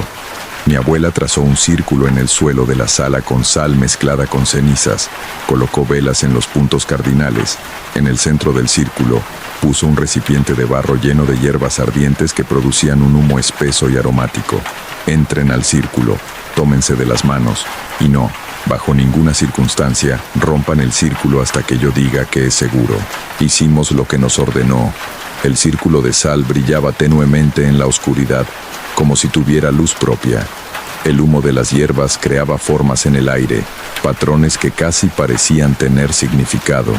Mi abuela comenzó a cantar. No era en español ni en quechua exactamente, sino en algo más antiguo. Un lenguaje que sonaba como el viento a través de cañones, como el agua sobre rocas, como sonidos que la naturaleza misma podría hacer. Las velas parpadearon, la temperatura de la habitación descendió precipitadamente, nuestro aliento se volvió visible en el aire. Y entonces, él apareció. El tucuna no se materializó gradualmente. Simplemente estaba ahí, de un segundo al siguiente. Era más horrible de lo que habíamos visto por la ventana. Alto como el techo, con extremidades que se doblaban en ángulos imposibles. Su cuerpo parecía estar hecho de oscuridad sólida, de la ausencia de luz hecha carne. Y donde debería estar su rostro, había solo un vacío, un hoyo negro que parecía absorber todo, incluso la esperanza. Varios de nosotros gritamos. Tomás intentó retroceder, casi rompiendo el círculo, pero Carla lo sostuvo. «¡No rompan el círculo!», gritó mi abuela, su voz cortando a través de nuestro pánico. Continuó su canto, más fuerte ahora, más insistente. El tucuna se movió alrededor del círculo examinándonos. Podía sentir su mirada, si es que se podía llamar mirada a esa atención horrible, pasando sobre cada uno de nosotros. Cuando me tocó, sentí como si algo frío y viscoso se deslizara sobre mi piel. Habló. Su voz era como la que habíamos escuchado en la habitación de Elena, pero amplificada, resonando no solo en nuestros oídos, sino en nuestros huesos, en nuestros dientes. Me llamaron, me invitaron, ahora quieren echarme, pero yo he probado su miedo, he tocado sus mentes. Algunos de ustedes ya son míos. Nadie aquí es tuyo, gritó mi abuela. Fueron engañados por ignorancia juvenil. No había verdadero consentimiento, no había verdadera invocación. Hablaron mi nombre, abrieron la puerta. Eso es suficiente. En el nombre de los antiguos, de los que vinieron antes, de las fuerzas que mantienen el equilibrio, te ordeno volver a tu lugar. Vuelve a la oscuridad entre mundos. El tucuna se rió. Fue el sonido más horrible que había escuchado en mi vida, como cristal rompiéndose mezclado con gritos distantes. No puedes obligarme, vieja. Tu poder es pequeño. Tu conocimiento es fragmentado. Los antiguos caminos se han perdido. No tienes el poder para banear. Pero yo tengo la disposición de pagar el precio. Mi abuela sacó algo de su bolsillo, un cuchillo pequeño, ceremonial, con mango de hueso tallado. Antes de que pudiéramos reaccionar, se cortó la palma de la mano. La sangre cayó sobre las hierbas ardientes, creando una llama azul brillante. Mi sangre, mi vida, mi espíritu, ofrezco intercambio. Déjalos ir. Tómame a mí en su lugar. Abuela, no, grité, intentando salir del círculo. Miguel y Elena me sostuvieron. El tucuna se quedó inmóvil. Podía sentir algo cambiando en la habitación, un cambio en la presión del aire, en la calidad de la luz. Una vida por 5, murmuró la entidad. Es aceptable, una vida vieja, pero con conocimiento, con experiencia, con sabor. No, la voz era de Tomás. Para mi sorpresa, dio un paso adelante en el círculo. No puede ser solo ella. Esto fue nuestra culpa. Nosotros lo causamos. Si alguien tiene que pagar, deberíamos pagar todos. Tomás, ¿qué estás haciendo?, siseó Carla. Pero entonces entendí. Mi abuela nos había enseñado. En el mundo de los espíritus, en el reino de lo sobrenatural, las reglas eran diferentes. La voluntad importaba. El sacrificio importaba. Y el sacrificio dado libremente tenía más poder que el exigido. Él tiene razón, dije, mi voz fortaleciéndose. Esto fue nuestra responsabilidad. Abuela no puede pagar sola por nuestros errores. Uno por uno, los otros se unieron. Miguel, Elena, Carla, cada uno afirmando su disposición a asumir responsabilidad. Mi abuela nos miró, lágrimas en sus viejos ojos. Niños tontos y valientes, murmuró. Está bien, entonces lo haremos juntos, pero no con vidas, con algo más. Se giró hacia el tucuna. Ellos ofrecen algo más valioso que vidas, ofrecen recuerdos, los recuerdos de esta noche, de todo lo que vieron, todo lo que sintieron, el miedo que experimentaron. Eso es lo que comes, ¿verdad? Miedo, terror, desesperación. Toma los recuerdos de esta noche, consúmelos, y a cambio, vuelve a tu lugar y nunca más los molestes. El tucuna se inclinó hacia adelante. Ese vacío donde debería estar su cara pareció agrandarse, haciéndose más profundo. Sus recuerdos de mí, de esta noche, de todo lo que aprendieron sobre lo que existe más allá del velo. Había algo que podría haber sido consideración en su voz. Sí, es suficiente, es aceptable. Extendió algo que podría haber sido brazos, o tentáculos, o simplemente extensiones de oscuridad pura. Tocó la frente de cada uno de nosotros. Lo que sentí en ese momento es difícil de describir. Fue como si algo fuera arrancado de mi mente. No doloroso exactamente, pero profundamente perturbador. Como si páginas estuvieran siendo arrancadas de un libro, dejando solo bordes rasgados donde antes había palabras completas. Cuando abrí los ojos, no recordaba haberlos cerrado. El tucuna se había ido. Las velas se habían consumido hasta ser apenas muñones. El sol comenzaba a salir por las ventanas. Nos miramos unos a otros, confundidos. ¿Qué estábamos haciendo todos aquí? ¿Por qué estábamos en la casa de Elena? ¿Y por qué mi abuela estaba aquí también? Tuvieron una noche difícil, dijo mi abuela suavemente. Pero están bien ahora, todo está bien. Los otros asintieron, aceptando esto sin cuestionar. Uno por uno se fueron a sus casas. Solo yo me quedé, algo molestándome en el fondo de mi mente. Algo que había olvidado pero que se sentía importante. Abuela, dije lentamente, ¿qué pasó realmente anoche? Ella me miró con esos ojos antiguos y sabios. Aprendiste algo importante, niño. Aprendiste que hay cosas en este mundo que no deben ser tocadas, puertas que no deben ser abiertas. Y ahora tuviste suerte. El precio fue solo olvido. Pero, ¿por qué yo recuerdo entonces? Los otros no parecen recordar nada. Porque tú tienes el don, como yo. Sangre de tu sangre. El tucuna podría tomar los recuerdos específicos, pero no puede borrar completamente tu conciencia de los otros mundos. Vivirás con fragmentos, con impresiones, con el conocimiento de que hay más en este universo de lo que la mayoría ve. Y tenía razón. Han pasado 12 años desde esa noche. Los otros, Miguel, Carla, Tomás, Elena, no recuerdan nada de la sesión espiritista o de sus consecuencias. Para ellos es como si nunca hubiera sucedido. Siguen siendo amigos, viven vidas normales, inconscientes de lo cerca que estuvieron del desastre. Pero yo recuerdo, no todo. Los detalles son borrosos, fragmentados, como un sueño que se desvanece al despertar. Pero recuerdo lo suficiente. Recuerdo la lección más importante. Hay fuerzas en este mundo, y en los mundos más allá, que no deben ser invocadas por curiosidad o entretenimiento. Hay puertas que una vez abiertas no se pueden cerrar fácilmente, y hay precios que se pagan en monedas que nunca imaginamos. Mi abuela murió 3 años después de esa noche. De causas naturales, dijeron los doctores, pero yo sé la verdad. Sé que algo de su esencia, algo de su fuerza vital, fue dado esa noche. Ella pagó un precio para salvarnos, aunque los otros nunca lo supieron. A veces, en noches oscuras cuando el viento sopla cierto, puedo sentir algo, una presencia lejana, observando. El tucuna, tal vez, recordándome, recordándonos, esperando pacientemente en la oscuridad entre mundos. Y me pregunto, ¿realmente se fue? ¿O solo está esperando? Esperando que alguien más abra otra puerta. Esperando que otra alma curiosa y tonta juegue con fuerzas que no comprende. Esperando en la oscuridad, como siempre lo ha hecho, como siempre lo hará. Y ahí termina este testimonio. La persona que me lo envió dice que ahora estudia antropología, especializándose en creencias tradicionales andinas, tratando de entender mejor lo que experimentó.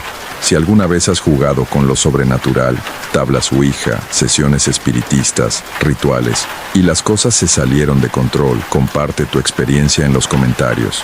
A veces estas historias sirven como advertencia para otros, y si disfrutas este contenido, considera suscribirte para más relatos cada semana. No todo lo que existe puede ser explicado, y no todo lo que puede ser invocado debería serlo. Descansa tranquilo esta noche, y nos vemos en la próxima historia.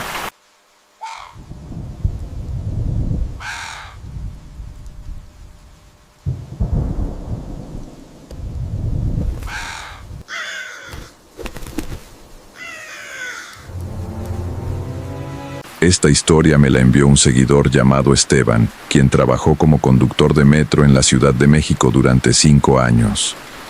Lo que me contó sobre su último mes en ese trabajo me dejó completamente perturbado, especialmente porque es algo que técnicamente podría pasarle a cualquier conductor en cualquier sistema de metro del mundo. Si alguna vez has viajado solo en el último vagón del último tren de la noche y has sentido que había alguien más contigo, alguien que no debería estar ahí, déjalo en los comentarios. Antes de comenzar, si te gustan estas historias y quieres escuchar más cada semana, suscríbete al canal. Ahora, esta es la historia de Esteban y el pasajero que nunca bajaba del tren.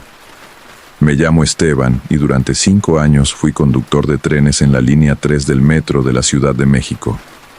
Era un trabajo estable, bien pagado, con prestaciones. No era glamoroso, pero era honesto. Transportaba a miles de personas cada día desde Universidad hasta Indios Verdes. El turno que me tocaba era el vespertino nocturno, de 4 de la tarde a 1 de la madrugada.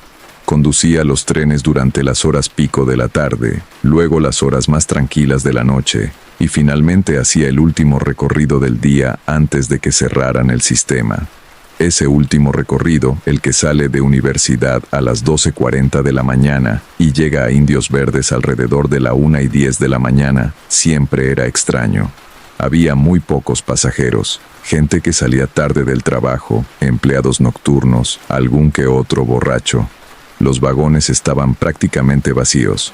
A veces hacía todo el recorrido con menos de 10 personas en todo el tren, pero nunca estaba completamente vacío. Siempre había alguien.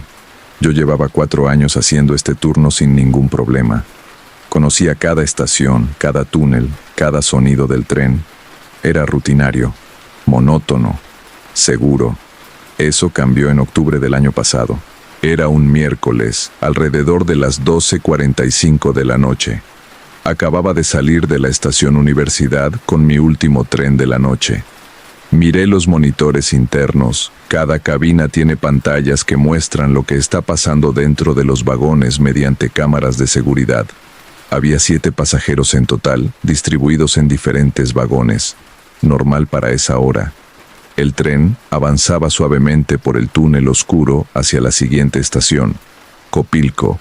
Las luces del túnel pasaban rápidamente por las ventanas, creando ese efecto estroboscópico que todos los conductores conocemos bien. Llegamos a Copilco, 2 personas bajaron, nadie subió, 5 pasajeros restantes.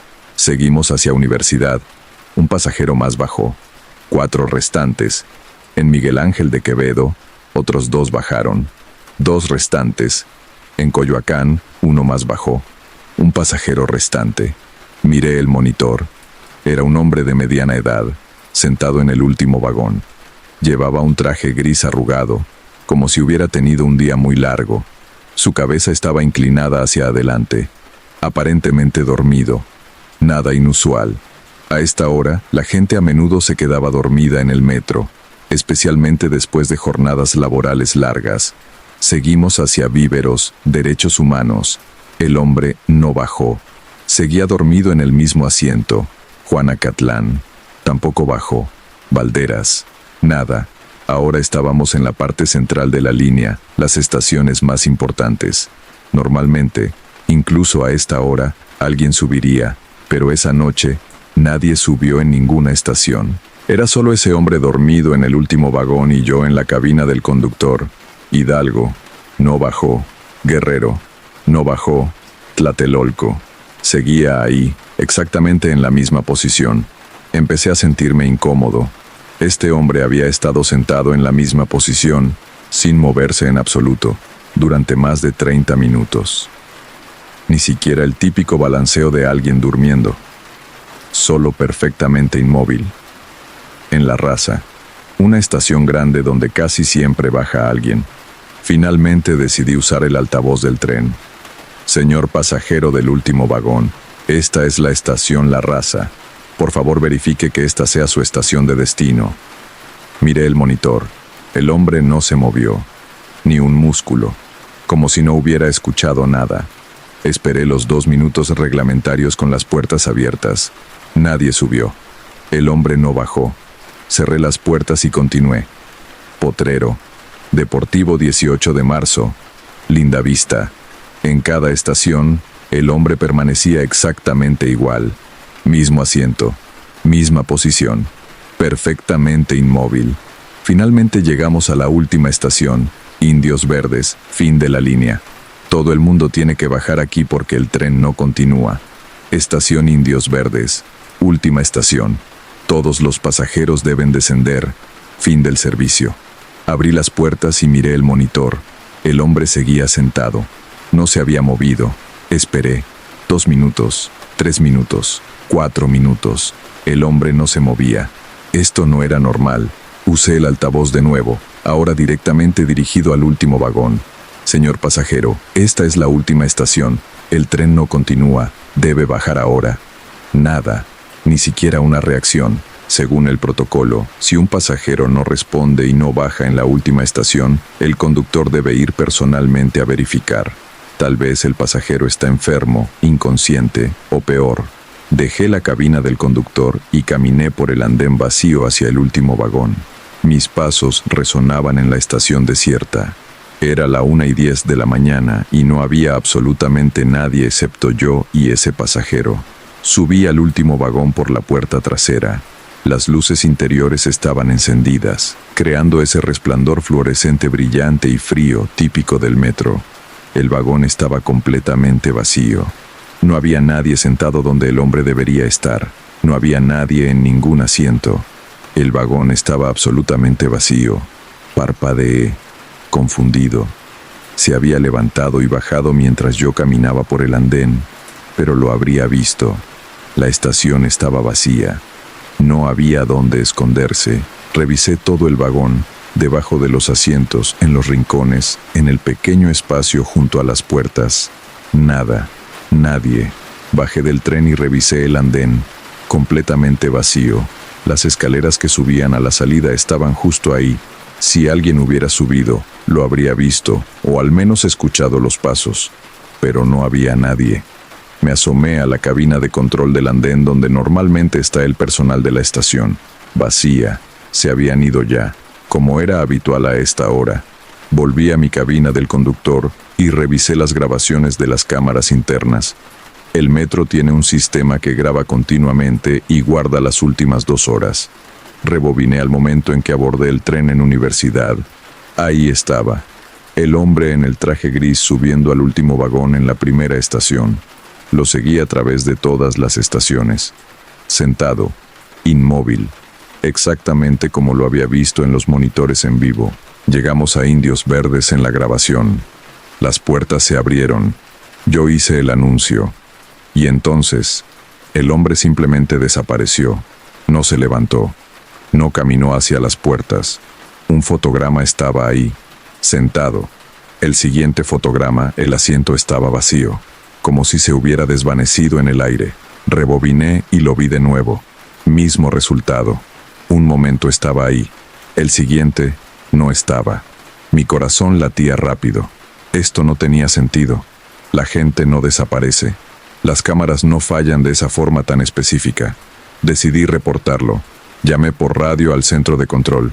Control, aquí tren 3-24. Tengo una situación extraña. Un pasajero que estaba en mi tren parece haber desaparecido. No bajó en ninguna estación visible, pero ya no está en el tren. Hubo una pausa. Luego la voz del dispatcher respondió. ¿El pasajero representa un peligro de seguridad? No. Es decir, ya no está aquí. Solo desapareció. ¿Desapareció? Esteban, son la 1 de la mañana. Probablemente bajó en alguna estación y no lo notaste. ¿Hay algún problema de seguridad actual? No, pero entonces termina tu turno, estaciona el tren en el depósito y vete a casa. Si hay equipo o personas extraviadas, lo manejaremos mañana. La comunicación se cortó. Estacioné el tren en el depósito como siempre. Llené mi reporte de turno, omitiendo la parte sobre el pasajero que desapareció porque sabía que sonaría ridículo, y me fui a casa. Pero no pude dormir esa noche. Seguía viendo esa imagen en mi mente, el hombre sentado, perfectamente inmóvil, y luego simplemente no estando ahí. La noche siguiente, jueves, hice mi turno normal. El último recorrido comenzó a las 12:40 de la noche como siempre. Esta vez había más pasajeros, alrededor de 12 en total. Todos bajaron en diferentes estaciones. Para cuando llegamos a Tlatelolco, solo quedaban dos. Una mujer joven en el tercer vagón y un hombre en el último vagón. Mi estómago se tensó. Miré el monitor más de cerca. Era el mismo hombre, mismo traje gris, misma posición, sentado, inmóvil, cabeza inclinada hacia adelante. No puede ser, susurré. La mujer joven bajó en la raza. Ahora era solo ese hombre otra vez. Llegamos a Indios Verdes. Hice el anuncio. Las puertas se abrieron. Esta vez no esperé. Inmediatamente dejé la cabina y corrí hacia el último vagón. Subí. Vacío. El hombre no estaba ahí. Pero había algo nuevo. Algo que no había estado ahí la noche anterior. En el asiento donde había estado sentado, había una mancha. Una mancha oscura, húmeda, que se veía negra bajo las luces fluorescentes del vagón.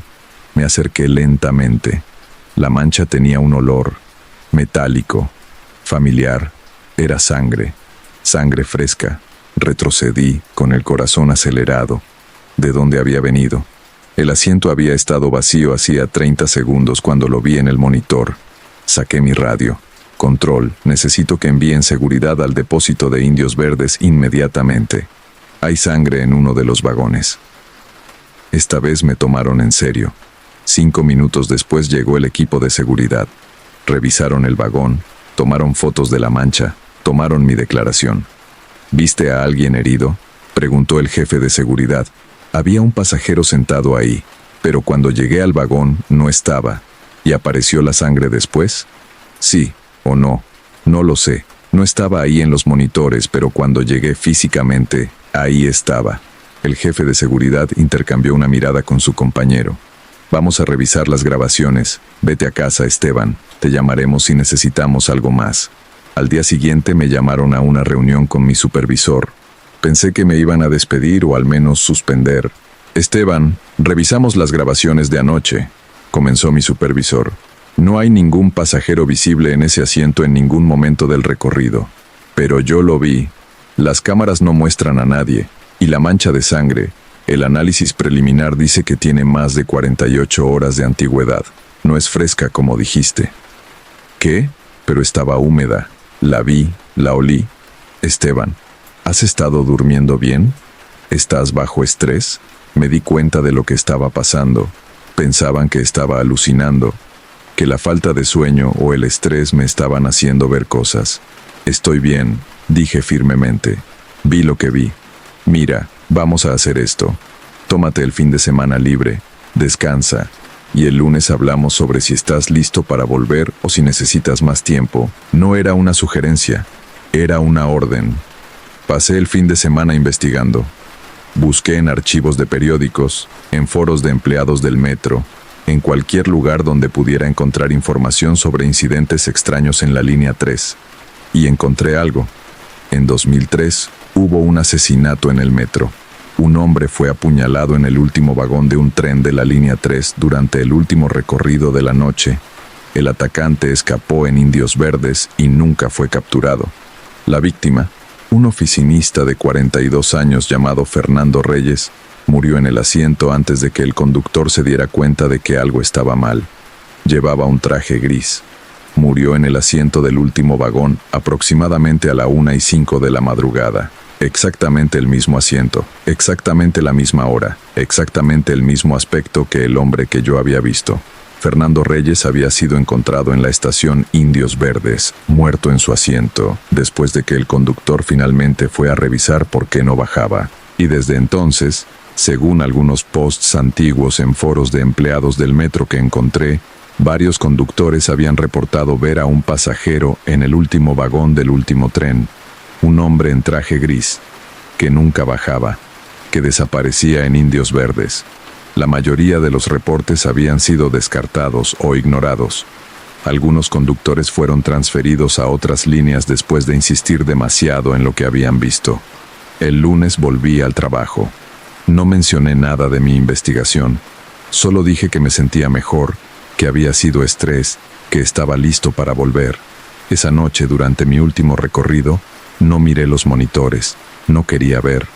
Mantuve mis ojos en los controles, en los túneles adelante, en cualquier cosa excepto esas pantallas. Pero cuando llegamos a Indios Verdes, no pude evitarlo. Miré. El último vagón estaba vacío en el monitor, pero algo me hizo voltear físicamente. A través de la ventana de mi cabina podía ver parte del último vagón desde mi ángulo, y ahí estaba él, sentado, inmóvil, mirando directamente hacia mi cabina, directamente hacia mí.